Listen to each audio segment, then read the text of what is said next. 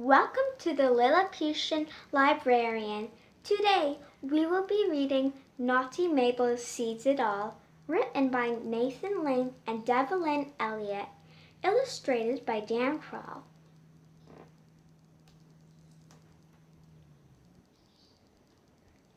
Stop! Okay, darlings, before you turn the page, let me preface this by saying that what you are about to see isn't entirely my fault. Now I know this looks bad, but let a girl explain. But where are my manners? Hello, my little darlings. It's me again, Naughty Mabel. We had so much fun the first time, I thought a second date was worth a try. It all began a few days ago when things started to get a little strange around the house. For some odd reason, my doggy dish was filled with potpourri. It actually tasted better than my kibble, but my stomach didn't agree. However, it did improve my breath. Even my gas smelled a little better. Still, the next day I was not only feeling queasy, I was seeing two of everything. Two front doors, two mothers, two fathers. It was too much. And then I was watching Martha Stewart on television and saw three of her making couscous, which made me faint.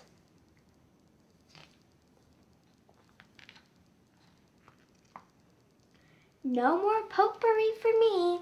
I was just about to say something to my parents when I got the most exciting news. I'd been invited to my first sleepover at Smarty Cat and Scaredy Cat's house. A sleepover, people! I mean, how adult, how divine! I'm a strong, independent girl. I was ready to venture out into the world and take a big bite out of it.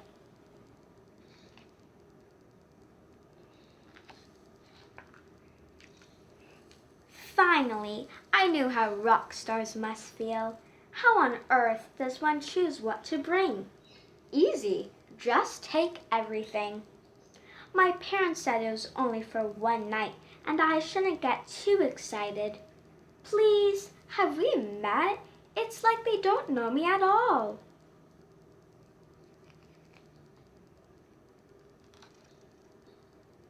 For the record, Smarty Cat and Scaredy Cat's mother is more than just a nice old lady who lives next door. Her name is Millicent Murgatroyd.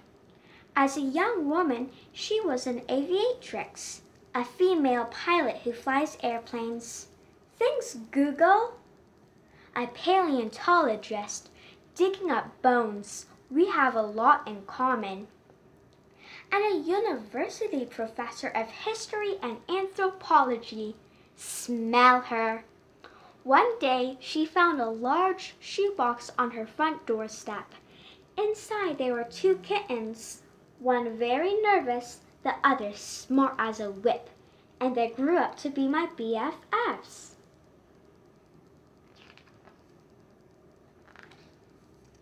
The evening started very well. Smarty and Scaredy and I were having a great time playing dress up. Then we settled in to watch one of Millicent's old black and white movies. Not my idea of an exciting way to end the night. But what are you going to do? She's 70. That's 490 in dog years.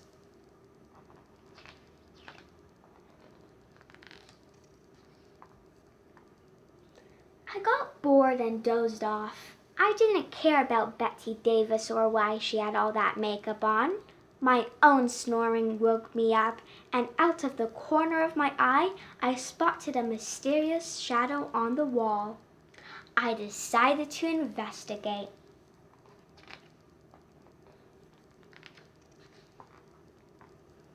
I knew it. It was a little blurry because of the dark, but there was no getting around it. It was a monster.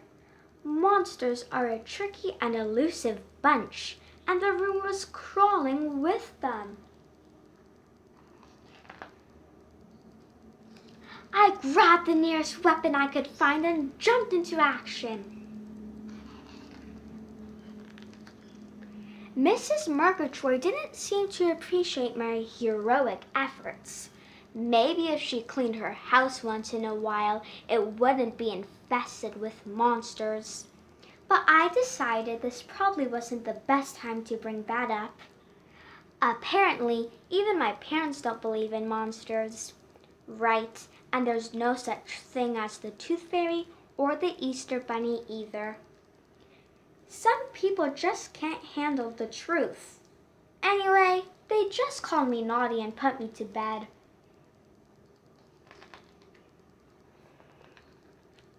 So demeaning, so confusing. I saved many lives. Maybe next time I just let the monsters eat them. Maybe I just... But then I saw something. I knew it. The monsters followed me home to have their revenge. Isn't that just like monsters? They like to play with your head. But if I could catch one, I could prove I was right. And I love being right. So I called out, "Here, monster, monster, come out, wherever you are." I could play their little game. And that's when I spotted one. It was huge. This monster needed to lay off the carbs. I decided I had to either attack it or wake up my parents with the good news. Attack!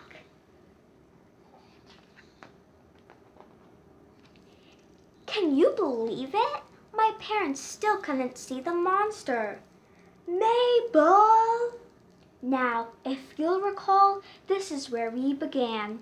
I decided to turn myself in and get time off for good behavior. Only I couldn't figure out who to turn myself into. They seemed to be cloning. I had no idea which lucky couple were my real parents or what was happening.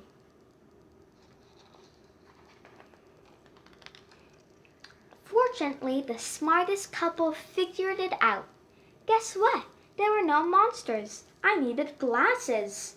Glasses for a dog. Who knew? They had to take me to an optimist, an optopotamist, an ophthalmologist. Oh, you know, the eye doctor. I wasn't sure I liked the looks of the joints. The room positively reeked of regrets. I swore I'd be good. I'd give up believing in monsters. I was cured. We could go get smoothies. Everything looked, better. That explained a lot. My bad. Glasses, it turns out, are very attractive, especially on me.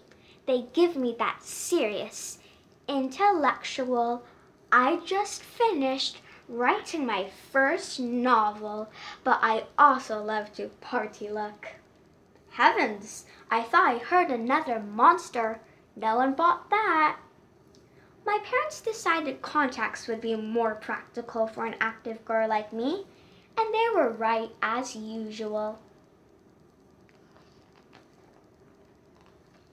So, what can we learn from all this, darlings? Well, sleepovers are potentially fraught with danger, and life is full of surprises. But you can always count on your friends and family to help you out when you don't see things clearly. And by seeing things clearly, I mean I see that pile of leaves. I see it's not a monster, so I see no reason to attack. But where's the fun in that, darlings? The end.